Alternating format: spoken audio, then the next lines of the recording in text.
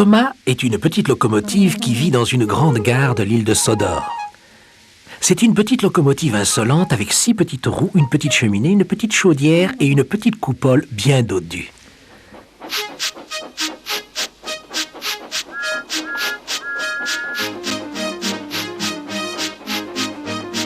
Thomas est aussi une petite locomotive très consciencieuse.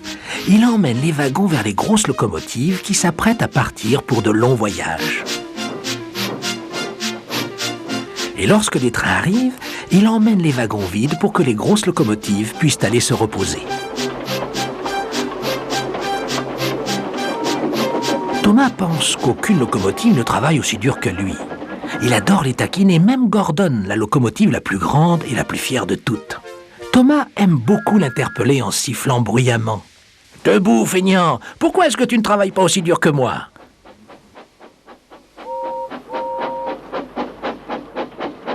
Un jour, après avoir tiré le gros train express, Gordon arriva éreinté sur la voie de garage.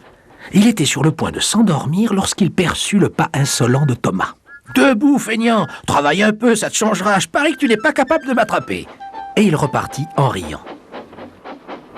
Au lieu de se rendormir, Gordon réfléchit à une manière de se venger de Thomas.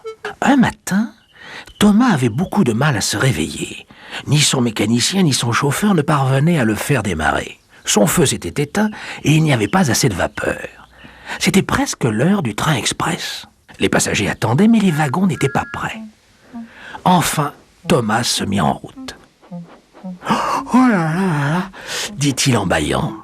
Il se précipita dans la gare où l'attendait Gordon. « Dépêche-toi !»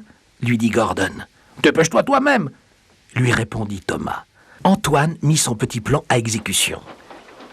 « Très bien, dit Gordon, je vais me dépêcher. » Et avant même que les wagons ne soient à l'arrêt, Gordon fit demi-tour et s'attacha au train.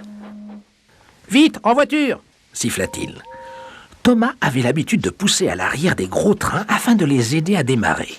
Mais ensuite, on veillait toujours à l'en détacher. Cette fois-ci, Gordon partit si vite qu'on oublia de détacher Thomas. Pour Gordon, l'heure de la vengeance avait sonné. « Allez, allez !» cria Gordon au wagon. Le train roulait de plus en plus vite, trop vite pour Thomas. Il essayait de s'arrêter, mais rien à faire. Pip, pip, pip! Arrêtez! Arrêtez! Plus vite! Plus vite! Plus vite! S'esclaffa Gordon.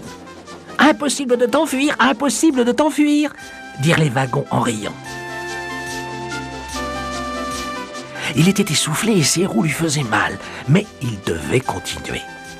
Je ne serai plus jamais comme avant, pensa-t-il tristement. Mes roues seront toutes usées.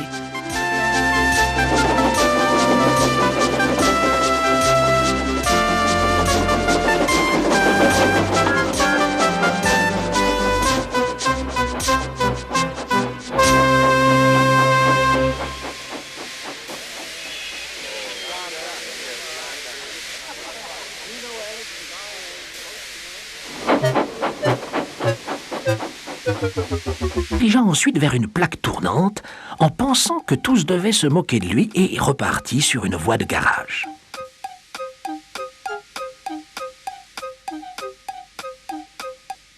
« Eh bien, mon petit Thomas, dit Gordon en riant, maintenant tu sais ce que c'est que de travailler dur, pas vrai ?» Le pauvre Thomas était incapable de répondre. Il n'avait plus de souffle. Il s'en alla lentement pour reprendre des forces. Et il but encore et encore. Il rentra chez lui tout doucement et promit de ne plus jamais se montrer insolent envers Gordon.